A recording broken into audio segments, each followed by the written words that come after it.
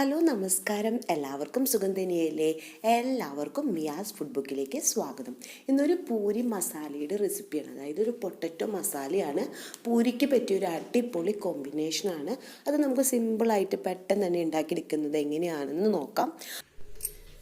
ഞാനിവിടെ 3 പൊട്ടറ്റോ ആണ് എടുത്തിട്ടുള്ളത്, ഒരു മീഡിയം സൈസ് ഉള്ളത്.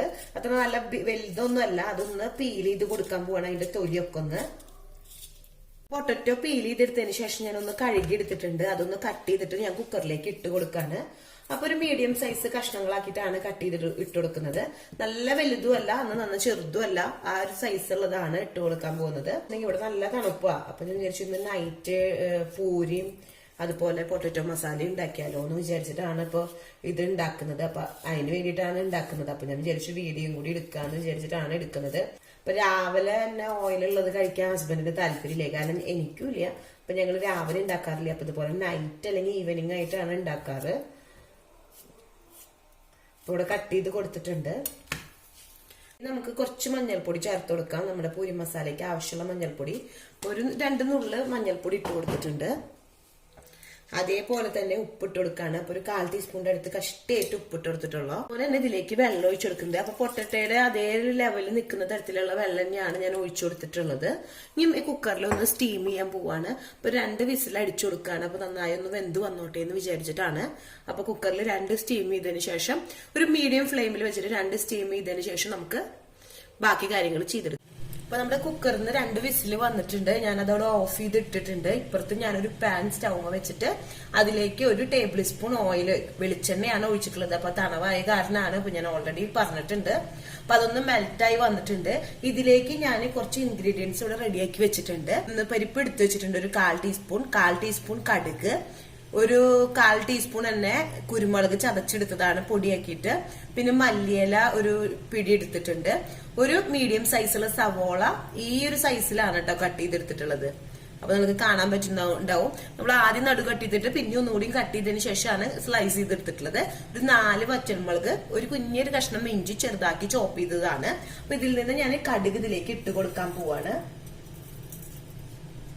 അപ്പൊ കടുകൊന്ന് പൊട്ടി വരട്ടെ. ഇപ്പൊ കടുകൊക്കെ പൊട്ടി തുടങ്ങിയിട്ടുണ്ട്. അപ്പൊ കടുക് പൊട്ടി ഒരു പകുതി മുക്കാലായിട്ടുണ്ട്. ഈ ഒരു ടൈമില് ഉഴുന്ന് നമ്മള് ഒരു 1/4 ടീസ്പൂൺ എടുത്തു വെച്ചിട്ടുള്ള ഉഴുന്ന് ഞാൻ ഇതിലേക്ക് ചേർത്ത് കൊടുക്കാണ്. അപ്പൊ അതും കൂടി കിടന്നിട്ട് പൊട്ടി വരട്ടെ.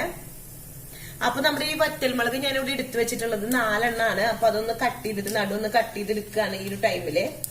അപ്പൊ ഞാൻ എരിവിന് വേണ്ടിയിട്ടാണ് ഈ കുരുമുളകും പച്ചമുളകും കൊടുത്തിട്ടുള്ളത്. പച്ചമുളക് ഇപ്പൊ എന്റെ കയ്യിലില്ല. അപ്പൊ അത് കാരണം ഞാൻ പച്ചമുളക് ചേർത്ത് കൊടുക്കുന്നില്ല. അപ്പൊ നിങ്ങളുടെ കയ്യിൽ ഉണ്ടെന്നുണ്ടെങ്കിൽ എരിവിനനുസരിച്ചിട്ട് പച്ചമുളക് ചേർത്ത് കൊടുക്കുമ്പോൾ പച്ചമുളകിന്റെ എണ്ണം കുറച്ചെടുക്കാം കേട്ടോ. അപ്പൊ ഇത് മൂത്ത് വന്നിട്ടുണ്ട്. ഇതിലേക്ക് പച്ചമുളക് ഇട്ട് കൊടുക്കാണ്. പച്ചമുളക് ഇട്ട് കൊടുത്തതിന് ശേഷം കയ്യിൽ വെച്ചിട്ടൊന്ന് ഇളക്കി എടുക്കാണ്. അപ്പൊ മൂത്ത് വന്നിട്ടുണ്ട്. ഇതിലേക്ക് നമ്മൾ കട്ട് ചെയ്തെടുത്തിട്ടുള്ള ആ സവോളയും ഇഞ്ചിയും കൂടിയിട്ട് ചേർത്ത് കൊടുക്കാണ്. ലോ ഫ്ലെയിമിലേക്ക് ഇപ്പൊ ആക്കി കൊടുക്കാം. അപ്പൊ ലോ ഫ്ലെയിമിൽ കിടന്നിട്ട് സവോളയൊക്കെ ഒന്ന് വാടി വന്നാൽ മതി. അതേപോലെ തന്നെ ഒരു 1/4 ടീസ്പൂൺ നെയ്യാണ്. അപ്പൊ 1/4 ടീസ്പൂണും വേണ്ട എന്ന് പറയില്ല, അത്രയും കുറച്ച് മതി, ഒരു 2 നുള്ള് തന്നെ മതി. അപ്പൊ നമുക്ക് ഈ ഒരു 2 നുള്ള് നെയ്യ് ഇതിൽ ഈ മസാലയിൽ ചേർത്ത് കൊടുക്കുമ്പോൾ ഒരു പ്രത്യേക ഒരു ടേസ്റ്റ് നമ്മുടെ ഈ പൂരി മസാലയ്ക്ക് കിട്ടും. അതിന് വേണ്ടിയിട്ടാണ് ഒരു 2 ഡ്രോപ്പ് നെയ്യും കൂടി ചേർത്ത് കൊടുത്തതിന് ശേഷം ഇളക്കി കൊടുക്കുന്നത്. സവോളയ്ക്ക് ആവശ്യത്തിനുള്ള ഉപ്പ് മാത്രം മതി. പിന്നെ നമ്മൾ ടേസ്റ്റ് ചെയ്ത് നോക്കിയതിന് ശേഷം അവസാനം ചേർത്ത് കൊടുക്കാം. അതുപോലെ തന്നെ ഞാൻ നേരത്തെ പറഞ്ഞിട്ടുണ്ടായിരുന്നു കുരുമുളക്, പിന്നെ മല്ലിയിലും, അതേപോലെ തന്നെ ഒരു 1/4 ടീസ്പൂൺ ഇല്ല, അതിന്റെ ഒരു പകുതി ഗരം മസാലയും കൂടി എടുത്തു വെച്ചിട്ടുണ്ട്. ഒരു നല്ലൊരു ഫ്ലേവർ കിട്ടാൻ വേണ്ടിയിട്ടാണ് നമ്മുടെ ഈ മസാലയ്ക്ക്. അപ്പൊ ഞാൻ ഇതൊന്ന് നന്നായിട്ടൊന്ന് വാട്ടി വരട്ടെ. നമ്മുടെ സവോളയൊക്കെ ഒരു പകുതിയിൽ മേലെ വാടി വന്നിട്ടുണ്ട്. ഞാനിപ്പോ കുക്കറിന്റെ പ്രഷർ മാറിയപ്പോ തുറന്നു കൊടുത്തിട്ടുണ്ട്. അപ്പൊ പൊട്ടറ്റോ ഒക്കെ വെന്ത് വന്നിട്ടുണ്ട്. ഇവിടെ പൊട്ടറ്റോ നമ്മൾ വെന്തെടുത്തതിലേക്ക് ഞാനില്ലേ ഈ കയ്യിൽ വെച്ചിട്ടൊന്നും ഞാൻ ജസ്റ്റ് ഒന്ന് ഞാൻ ഇടിച്ചു കൊടുക്കുകയാണ്. അപ്പൊ നമ്മുടെ പൊട്ടറ്റോ ഒക്കെ ഒന്ന് ചെറുതായി ഉടഞ്ഞു വരാണ്. നന്നായി ഉടഞ്ഞു വരേണ്ട ആവശ്യമില്ല. എന്നാൽ ചെറുതായിട്ട് കടിക്കാൻ കിട്ടണം, എന്നാൽ നന്നായി കടിക്കാനും കിട്ടരുത്. ആ ഒരു രീതിയിലാണ് ഞാനിതൊന്ന് ഉടച്ചെടുക്കുന്നത്. അപ്പൊ ഞാൻ നിർത്തിയിട്ടുണ്ട്. ഇനി ബാക്കി ഇതിൽ കിടന്ന് ഇളക്കി കൊടുക്കുമ്പോ ഇനി ആയി വന്നോളും. അപ്പൊ ഞാൻ ഇതിലത്തെ മസാല ഒന്ന് മാറ്റിയെടുത്തതിന് ശേഷം ഒന്നും കൂടി നമ്മുടെ സവോളയൊക്കെ ഒന്ന് വാടിയതൊന്ന് ഇളക്കി കൊടുക്കുകയാണ്. ഇനി ഇതിലേക്ക് ഞാന് നമ്മൾ ഇവിടെ എടുത്തു വെച്ചിട്ടുള്ള കുരുമുളകിന്റെ പൊടിയും ഗരം മസാലയും ചേർത്ത് കൊടുക്കാണ്. കൂടി ഇളക്കിയെടുക്കാൻ പോവാണ്.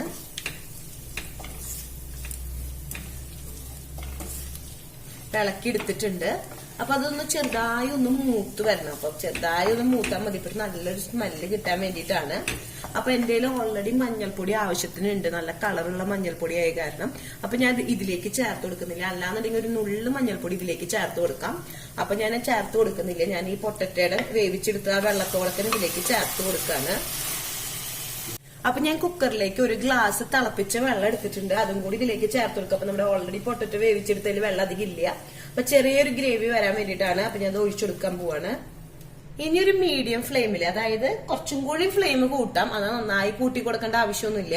ഇട്ട് കൊടുക്കാണ്. ഇത് നന്നായി ഒന്ന് തിളച്ചു തുടങ്ങുമ്പോൾ ഇതിൽ ഉപ്പ് കുറവുണ്ടോ എന്നൊക്കെ ഒന്ന് ചെക്ക് ചെയ്യണം. അതുപോലെ മിളക് കുറവുണ്ടെന്നുണ്ടെങ്കിൽ നിങ്ങൾക്ക് മിളക് ഉണ്ടെന്നുണ്ടെങ്കിൽ ചേർത്ത് കൊടുക്കാം. അല്ലെങ്കിൽ ഞാൻ കുറച്ചും കൂടി കുരുമുളക് ചതച്ചത് ചേർത്ത് കൊടുക്കാന്ന് വിചാരിച്ചിട്ടുണ്ട്. അപ്പൊ അത് ഞാൻ ടേസ്റ്റ് ചെയ്ത് നോക്കണം. ഇപ്പൊ ഒന്നും ആയിട്ടില്ല. ഇപ്പൊ കുറച്ച് ലൂസായിട്ടാണ് ഇരിക്കുന്നത്. ഒന്ന് നന്നായി തിളച്ചു കഴിഞ്ഞാൽ പൊട്ടറ്റോ അല്ലേ ഒന്ന് കുറുകി വന്നോളും. ഇപ്പൊ നമ്മുടെ കറിയൊക്കെ തിളച്ചു തുടങ്ങിയിട്ടുണ്ട്. ലോ ഫ്ലെയിമിലേക്ക് വെച്ചു കൊടുത്തിട്ടുണ്ട്. തള വന്നു തുടങ്ങിയപ്പോ ഈ ലോ ഫ്ലെയിമിൽ കിടന്നിട്ട് ഒന്ന് ജസ്റ്റ് ഒന്ന് കുറുകി വരട്ടെ. നന്നായി കുറുകേണ്ട ആവശ്യമില്ല. ചെറിയൊരു ഗ്രേവി വേണം. പിന്നെ ഇരുന്നാലൊന്നാവും. എന്നാലും ചെറുതായി ഒന്ന് കുറുക്കിയെടുക്കുകയാണ് ഞാൻ ഈ ഒരു ടൈമില്. ഇപ്പൊ നമ്മുടെ കറിയൊക്കെ നന്നായി ഇങ്ങനെ തിളച്ച് നന്നായി ഇങ്ങനെ വരുന്നുണ്ട്. ഈ ഒരു ടൈമില് ഞാൻ മല്ലിയില നമ്മളിവിടെ കട്ട് ചെയ്തെടുത്തിട്ടുള്ളത് ചേർത്ത് കൊടുക്കാൻ പോവാണ്. അപ്പൊ മല്ലിയില ചേർത്ത് കൊടുക്കുമ്പോൾ ഒരു പ്രത്യേക ഒരു ടേസ്റ്റ് നമ്മുടെ കറിക്ക് ഉണ്ടാവും. അതിനുശേഷം ഒന്ന് ഇളക്കിയെടുക്കാണ്. നന്നായി ഒന്ന് തിളച്ചു കഴിഞ്ഞ് ഓഫ് ചെയ്തെടുക്കാണ്. ഒരു 5 മിനിറ്റ് കഴിഞ്ഞ് കഴിഞ്ഞാൽ നമ്മുടെ കറി ഒന്ന് കുറുകി വരും. അപ്പൊ നമ്മൾ കുറച്ചും കൂടി വറ്റിച്ചെടുക്കാന്നുണ്ടെങ്കിൽ നമ്മള് ഒന്ന് ഇരുന്ന് കഴിഞ്ഞ ഉരുളക്കിഴങ്ങൊക്കെ ഉള്ള കാരണം നന്നായിട്ടൊന്ന് വറ്റി വരും. അപ്പൊ തീരെ ഒരു ചാറില്ലാണ്ടാവും നമ്മുടെ കറിക്ക്. ഈ ഒരു ഇതില് ഞാൻ സ്റ്റവ് ഓഫ് ചെയ്ത് കൊടുക്കാൻ പോവാണ്. നന്നായി ഒന്ന് തിളച്ചു കഴിഞ്ഞാൽ ഒന്ന് സ്റ്റവ് ഓഫ് ചെയ്ത് കൊടുക്കുക. നന്നായിട്ട് തള വന്നിട്ടുണ്ട്. ഞാൻ സ്റ്റവ് ഓഫ് ചെയ്ത് കൊടുത്തതിന് ശേഷം മൂടി വെച്ചെടുക്കാണ്.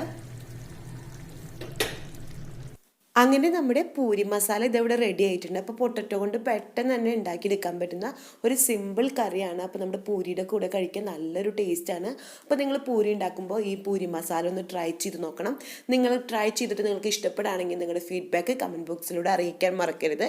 അതുപോലെ തന്നെ നമുക്ക് അടുത്ത ദിവസം പുതിയ വീഡിയോ ആയിട്ട് വീണ്ടും കാണാം. Thanks for watching. ബൈ.